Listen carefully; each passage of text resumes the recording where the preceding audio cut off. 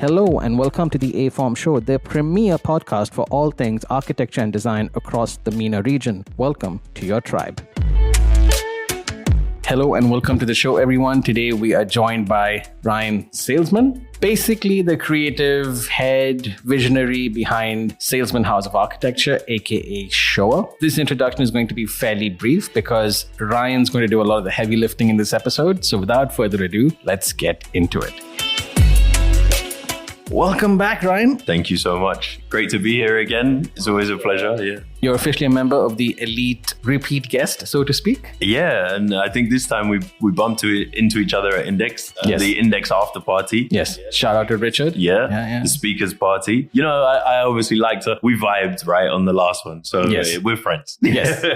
so in that I said, yeah, you know what? Like let's go again. Let's do another one. Awesome. And here we are. Awesome. That's really exciting because when we last spoke, you were at a different stage in your career, probably in life as well. Yeah. And clearly things are different. Yeah. So I want to ask the very obvious question. Why SHOA? Yeah. What is SHOA? Yeah. What makes SHOA the next biggest, baddest thing? Yeah, 100%. Okay, so from that point, when we last spoke, obviously I was director of architecture and design at that particular fit-out firm. From the move into the new kind of landscape that we're in now, which is SHOA, essentially myself and one of my best friends here, David, basically saw what I was doing, saw the success that I had at that time during the fit out company, saw that it was an opportunity to be able to blend several vocations into one and actually have us kind of aligned on the entire movement of real estate sale development in Dubai and the Middle East. And we put our heads together. We put our heads together and we said, right, like, what is it that you do? What is it that I can contribute from my side? And the more conversations that we've had is just genuinely rolled on and snowballed the direction and formation of SHOA. So I myself have come from an architectural background. That architectural background allowed me to go into signage. Remember, I think last time we spoke about that, right? Went into signage. I went from commercial architecture into residential architecture. Then I went into fit out. So now all of a sudden I'm having a broad kind of understanding of architecture and different kind of offshoots of architecture in the overall landscape. That has now kind of snowballed into me having an interest in all of the other things that facilitate architecture, buying, selling, real estate agents, that kind of thing. Are you a developer? That sort of thing. And then now we have that kind of full understanding. SHOA is about basically taking all of these vocations and putting them under one roof. So if you came to me as a client and you wanted to buy, you wanted to sell, you wanted to do a complete villa from ground up, you wanted to do the interior, you wanted to do the landscape, you wanted to do the construction, we here can facilitate all of that. So I'll premise that with we are aligned with a company called Vivid Living. Vivid Living is the real estate arm and we are the construction arm, essentially, right? And the two of us were in the same office. We share the same office. Now, a good kind of, conversation that we had around why we would share the same office is because we don't see them as separate. When you talk to a client and a client is looking to do renovation works in order to sell their house, that is a singular process to that person. However, the vocations are all separate, all pulling in different directions and all requiring the maximum profit in a business sense. True. So if they are now all under one roof, all pulling in the same direction, the client has the purest benefit overall in that. Plus the conversations that we're having now strip beyond architecture. It's not necessarily just, okay, we're doing this architecture and it looks amazing. It's what is the impact on cost and the return in ROI of the sale of this building on that piece of architecture. True. These, that's where I'm at. No, it's interesting because it makes you think so much more beyond just design, right? You know, like you said, I think most architects forget about the fact that in order to do what we do, there needs to be people that actually do everything that you said as well. Yeah. And if that didn't happen, we probably wouldn't have a vocation either. So that is quite cool. And I must say, very in keeping with the times. You know, we've seen a lot of success in the real estate industry in Dubai over the last few years, I would think, or maybe, realistically, since its inception, it's probably done more better than it has worse. I think partnering up, or not partnering up per se, but integrating a real estate sort of vertical into a design studio or vice versa also makes sense. I know that we spoke off air about the specifics of it. Yeah. But yeah, I can see that working. And I'm assuming you sort of put this in front of potential clients already. What's sort of been their response? They love it because all of a sudden that person who is, has their property and they want to sell it or they want to do something to it, now they no longer have to go and search for the other people and then build that trust again. Do I like that agent? Do I like this architect?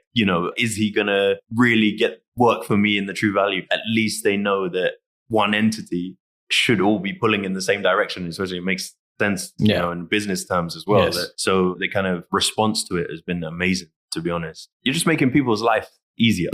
Yeah. So you're almost becoming like a one-stop shop for Yeah. anything, right from, I have a few million that I want to spend to when can I get the keys kind of thing. Yeah, correct. And the main thing is as well, it's a trust factor, right? So like where I have moved around a lot for whatever reason, COVID and so on, right? Construction crash, all of these things.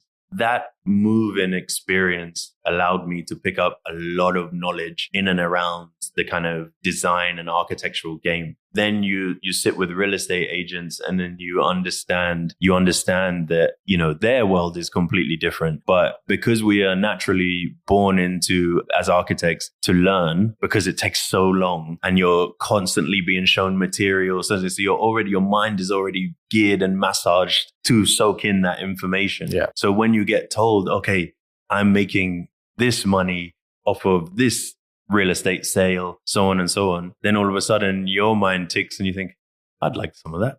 True. I think there isn't a single architect out there that hasn't thought that in the last, especially if you're in the resi sector. Yeah. I think every architect or every design team involved in resi architecture has seen that sale happen after, here's your PCC, here's the opening party, thank you so much, like you said. And then when they see the sale breaking, a record, you're suddenly like, did we get shortchanged? But we charged well. Why do we feel this way?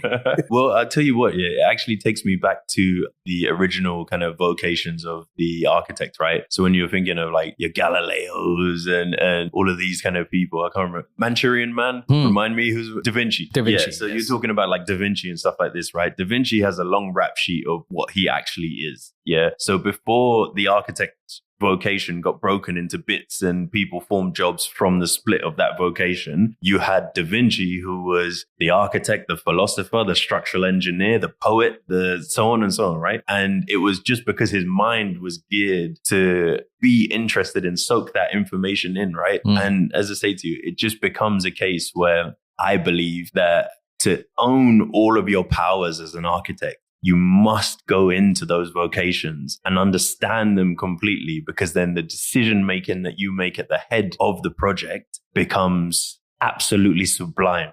So now when I get a plan put in front of me, for instance, right? Immediately, especially if I'm told the budget as well, immediately do this. And yes, that comes with experience, but majority of it comes with experience outside of architecture. Yeah, that's what I was going to say. It's experience not so much in the design of it, but experience in sourcing materials and a very active knowledge of what's out there, what's not out there, what would have a ridiculous lead time, although it may save cost, but it would kind of on the back end, kind of delay everything. So it's having a lot of that understanding too, I would think. We didn't necessarily speak about this, but I think Shani, who's here with us in the background, she released a video recently on social media, and it's of me talking about the renders. I just saw that today. And you were like, Yeah. But it's basically the same thing, right? Yeah. Like anyone can sell a pretty picture. If you're extremely talented on the computer, you can render, I can have you living in a golden palace with whatever. And now AI is here as well. God, that's made it even easier for people to just be like, right, I can sell you the dream. Yeah. And you can be sold the dream and you can think that it's great. But I look at so many renderings online, as you must do as well. And you think that plot doesn't exist. that spacing is incorrect. Yeah. Where is the MEP? How a car's going to drive in? Yeah. and this is what we're trying to fight and combat. Yeah. You know? Yeah. Makes sense. So I even got an applause. Awesome. So if I were to ask you, right, at this point in time, what for you as Ryan, SHOA, what for you is the ideal client right now? Who do you want to walk in the door and say, this is what I want? I have two ideal clients. Okay. The first ideal client is somebody who is high net worth individual. The reason being is because that completely buys into complete freedom, artistic freedom. Right. That person will allow and will trust and allow me as the artist, as the architect, to basically go, there you go, here's carte blanche, achieve me something special. And in achieving something special, we can then look at ceiling price breaking and so on and so on. Right. That person is a dream. They probably come around like once in a lifetime. They're a unicorn client. But when they do trust and buy into you as a person, you as in your artistic endeavors, that person is, you know, they're almost like lifeblood to the artist, right? True. Then the other person that I like coming in, I love families. Now, I'll tell you why, right? I love families with apartments. Okay. Yeah. Now, the reason I like the person with the apartment or family with the apartment is because for me, coming from 1% of 1% villas, the highest of highest villas that you can get in Dubai, being able to facilitate an apartment, is less work for me, which is obviously always a bonus. But at the same time, the experiences of those villas has led me to be able to understand and process them extremely quickly to get the best out of them. So whether or not that's an upturn in property value or architecturally, what is it that you require? And the end goal, yes, obviously everyone loves to make money in return of sale, but all of a sudden now you can see your kids from the kitchen when they're running around and they're young and you need to have an eye on them. That's facilitated for you. Yeah. They're not going to bang their heads on the kitchen island. You know, we've rounded the corners. You know, your bathrooms, you can enjoy your bathroom now because it's not these old beige tiles that are, you know, we're synonymous with Dubai. Now we've completely modernized it and given you the rain shower. So when you do get time away from the kids, you can have an amazing spa hotel experience. On top of which, I'll give you another one. Maybe we've put the the on button on the other side of the shower. Reason being is because you're a woman, and as a woman, maybe you don't want to go into the shower and have to run out because you're not washing your hair that day. So we put the handle on the other side so you can turn the shower on, right? Gotcha. So these are all little things that have come from experience of fit out and knowing and engaging with people. Right. Once you get to that point, I love a family. Let the families come in. Let me play with the kids, you know, like, you know, let me speak to you and feel what it is that your end goal is. What are you trying to achieve? And let me understand you as a unit, family unit. What are your goals? What is it that you want to achieve from this? And then from that, I'm like the vessel of response. Like, True. It is, I'm almost tempted to ask because there would be a lot of designers listening in, right? And they're probably now thinking, oh, but is that still luxury or is that a different segment entirely? Are we looking at those clients? Are they looking for something which is more aspirational or something more functional? There are two kind of answers to that. So what I would say, first of all, what is luxury? Luxury is different things to different people, right? For me, luxury is like being able to have a coffee in the morning. Exactly. That's uninterrupted 20 minutes. Oh, that is heavy luxury for me. A sick day. No, like I think, what is luxury, number one? And look, you end up putting tiles from, you know, let's say Sheikh Zayed Road into somebody and they're like, Ryan, we love the tiles. That's luxury. That's luxury. That's what you were looking to achieve, right? That person is comfortable. They are over the moon with what it is that you've provided for them. Because I would say in the financial bandwidth, there is a luxury within everyone's kind of relevant position, right? Then if you're talking about the highest of high-end luxury, as I was saying to you kind of off air before, we're lucky to have even engaged with those people. There are so many designers and architects that have never stepped foot in a villa that is over 100 million dirham value. And that is and that's when you begin to understand luxury. When I saw a swimming pool inside a swimming pool on stilts with fiber optics and a waterfall that wrapped around the whole thing, then I knew what luxury was, right? I had an idea of what I thought it was kind of previous, but then I saw an upper and an upper and an upper. Yeah. So it just kind of rolls on from there. But I would say that the main thing is you want to, again, as the vessel for the feel-good factor, the luxury factor for your client, you want to be able to provide them with that feeling. So, you do the best that you can with your knowledge of the market, with your knowledge of materials, what you've been given to achieve that feeling for them. Okay. I agree completely. Just to play devil's advocate, because we have a lot of designers that, tune in, I can almost feel a lot of them saying, oh, but you sound like a developer, not an architect. Yeah. I mean, especially the purest architects would probably be like,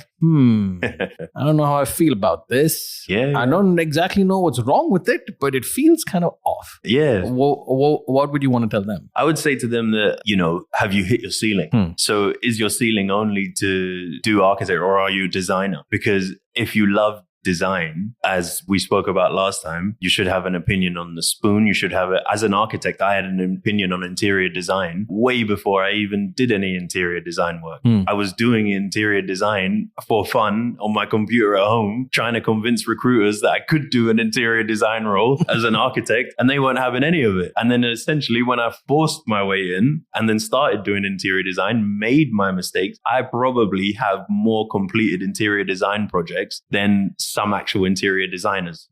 So in that respect, what I would say to that person is kind of live a little, open up, be a designer, be an artist, be somebody that wants to engage. If you look at the top architects in the world, all of them, not some of them, not all of them have gone into different design vocations, whether that is kitchen utensils, whether it is fashion, whether it is whatever it is. Furniture, lighting fixtures. Exactly. Yeah, because they're designers at heart. Yeah. And by the same logic, if you kind of think of design as like a universal language, where essentially you're sort of problem solving, creating a bespoke solution to a problem, you could look at a business the same way. Yeah. Wherein you're sort of designing this thing that has to function and the problems that it has, you're solving it in a creative way. Yeah. In your case, it's sort of bringing it all under one umbrella, therefore reducing friction in communication, etc. etc. That, I mean, there's a bit of, dare I say, design thinking behind that. Yeah. Very philosophical.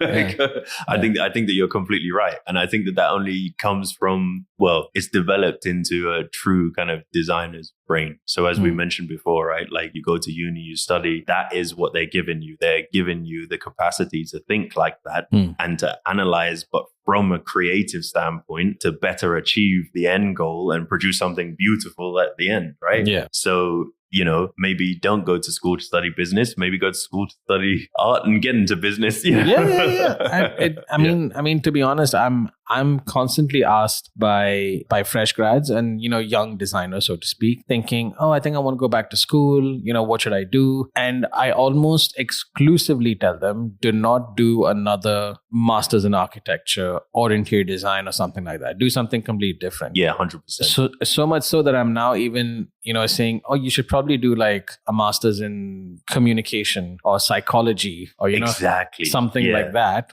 which I think long term will probably help you a lot more than just doing an advanced degree in 100%. What you've already done. I think one of my tutors, her name's Claire. This was one of my tutors at University of Westminster, and Claire Carter. So shout out to Claire. She's one I remember. And I remember initially she told me that she was saying, I think it was sociology alongside. So she was doing a PhD. I think it was PhD, I would say, or master's. But one of them, she studied architecture, complete architect, and then went into the study of people. Right. That in a business sense is amazing, because majority of the time, we've only just started. I would say for a startup, we are successful. And the reason I believe that is because I'm not necessarily approaching it from a business standpoint. I'm approaching it from a human standpoint. So as a designer, if somebody said to you that they have this level of money what is your reaction? So like, what can you do to best stretch this money? Maybe it comes from being broke at points as well in my life, right? Like,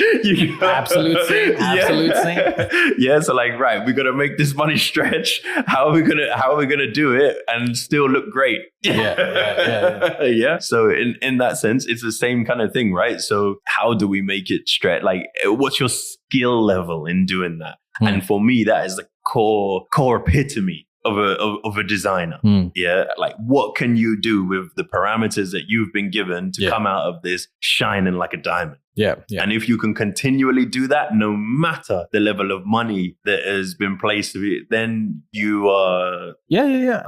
I completely agree. When you have a budget up front, it makes things transparent, or rather it's a very good move on a client's part because it makes things very transparent from their side. Yeah. Then I think, should the project go sideways, something's gone wrong in the design of it, the delivery of it, etc. But I think a budget upfront is very good. Yeah. I'm also of the opinion that a budget upfront and an understanding of the client, in many cases, at least with me, has even changed the brief. Wherein we've probably been told, oh, we want a gym and we want a spa, etc. And then the budget comes in. The budget allows for it, but then getting to know them throughout this process, you figure out that, you know what, these guys actually throw really big parties. Yeah. And they already have like 3 gym memberships. So I'd rock up to them and be like, hey, listen, you probably want to maybe ditch the gym, maybe think of a larger party area, think of a lounge, think of a cigar room, think of, maybe additional service staff and,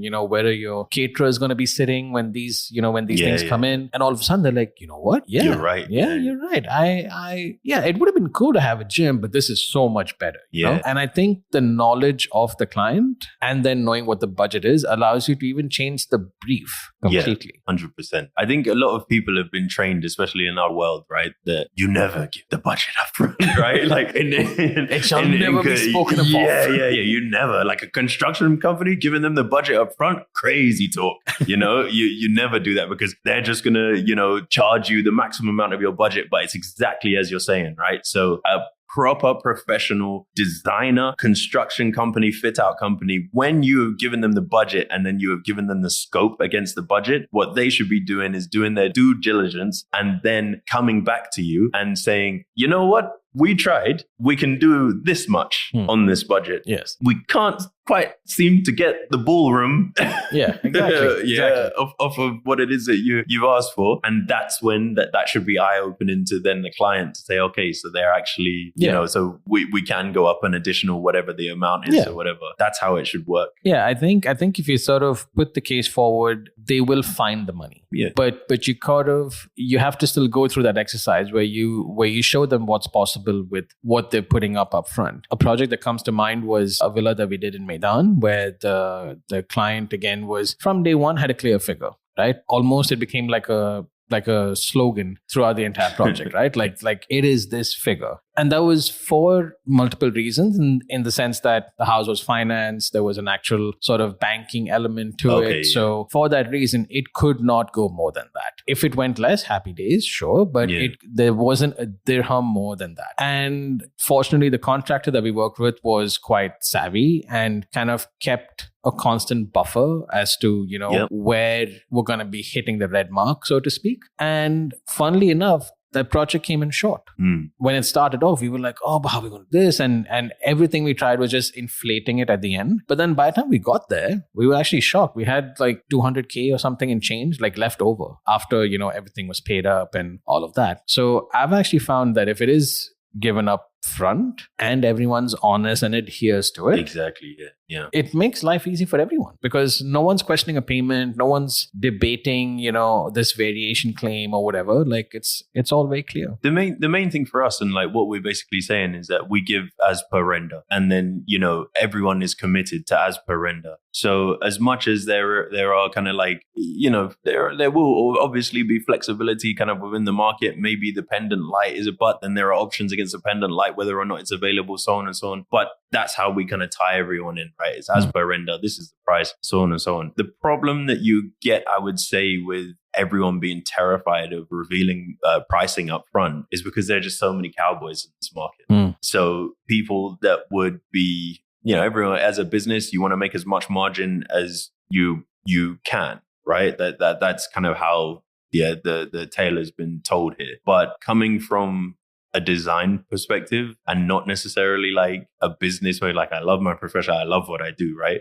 So in that respect, it's always been a case of, yes, there will be margin. Obviously, nobody works for free. Of course. But I'm not going to be one of those people where my reputation is that I have absolutely destroyed and fleeced you to achieve something crappy. At the end of it, I won't put my name to it. Yeah. And I think that's many people who come newly to Dubai don't understand how important that is. Yeah. Because I'm assuming that there are parts of the world where you probably could get away with that and still be in the market and still sort of operate and life is good. Yeah. But Dubai is such a tight market. It is so tight that literally things that you may have not even been a part of, but somewhat associated, would really come and, hurt later on in the future. Yeah, no, and I've experienced that.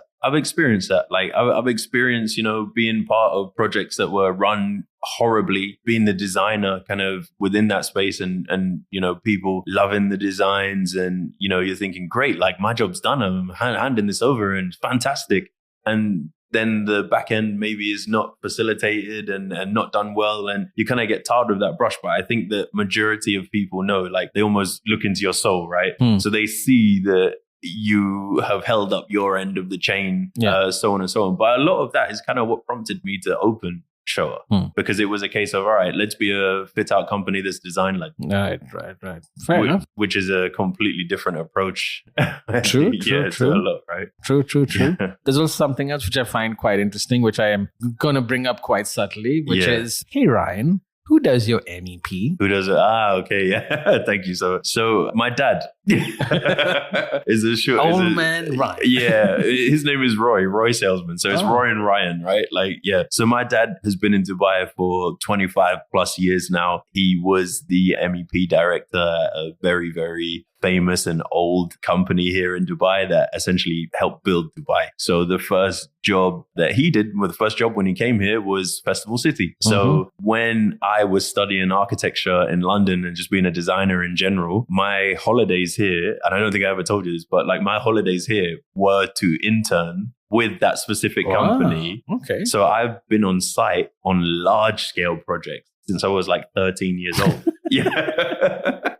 And that's allowed me. So when we talk about, okay, he helped build Dubai, he's done City Walk, La Mer, Festival City, downtown, the fountains as well in downtown. He's Saadiyat Island, also in Abu Dhabi. This is one of the key players in helping to develop Dubai during that time. Yeah. He has seen it all. He's seen everything. He has seen when Marina was 3 towers and sand, and that level of experience, that level of understanding of the market, that level of management for different cultures is something that I have been and continue to this day to be impressed at, because it's almost like you got this is crazy because the dynamic is weird, right?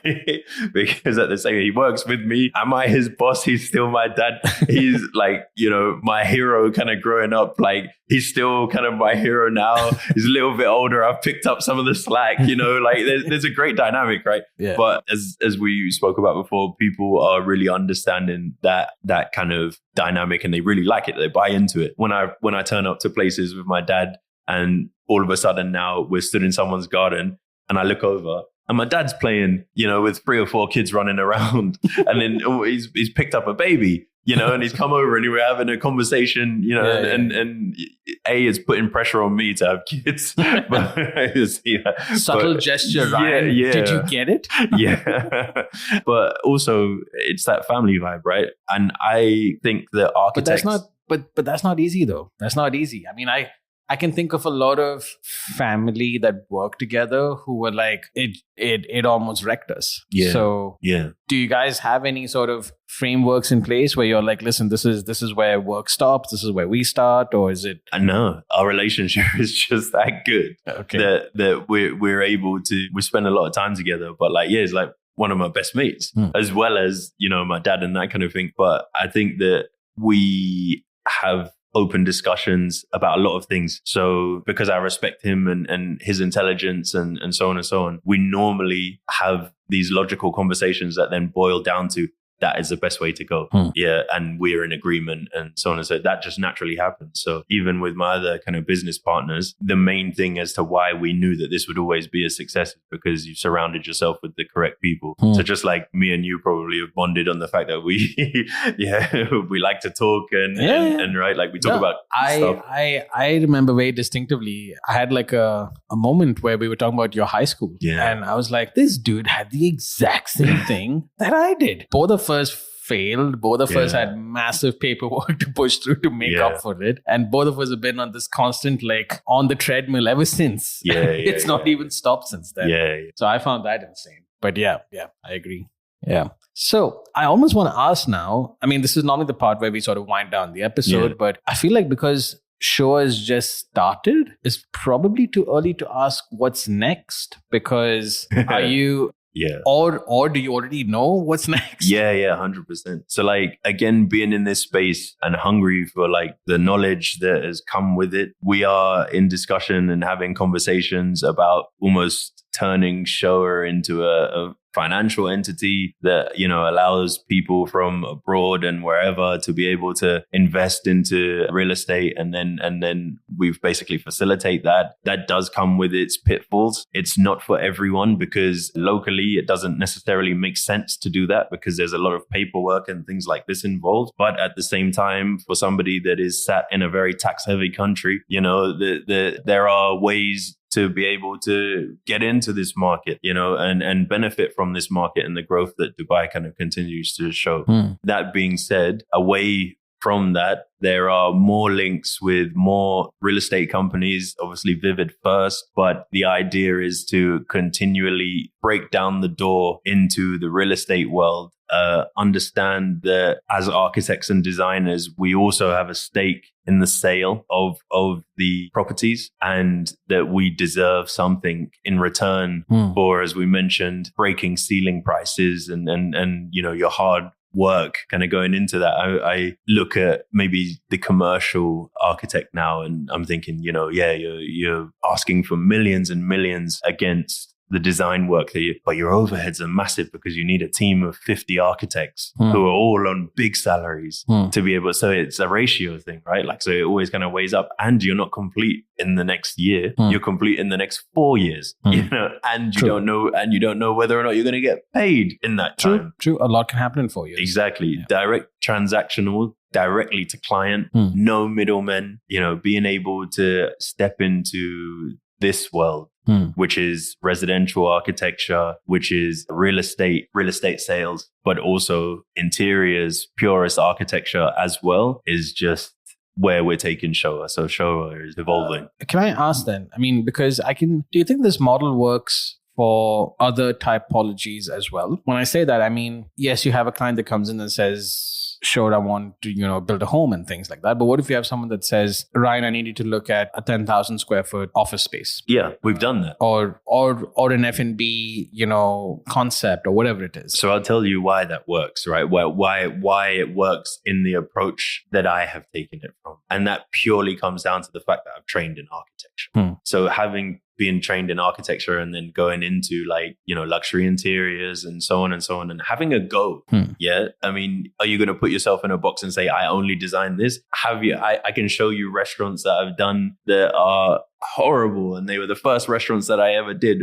But then I can show you restaurants where I've completed, flown to Saudi, then been with the coordinator between the chef, the project coordinator, right? Between the chef and then specifically like the interior designer, which was me. I sat with that person as a first time, never done interior design, and then have them and walk me through the entire process. That particular person I met the other day and, she's amazing as well. Shout out to Cloudy. She helped project coordinate Amazonica. Ooh. Yeah. That's a dope spot. Exactly. So I went from now all of a sudden, because I'm pushing myself into uncomfortable positions, the knowledge that I now have in terms of coordination between a hotel management group, project coordinator and the interior design, and it was in Saudi. Come on.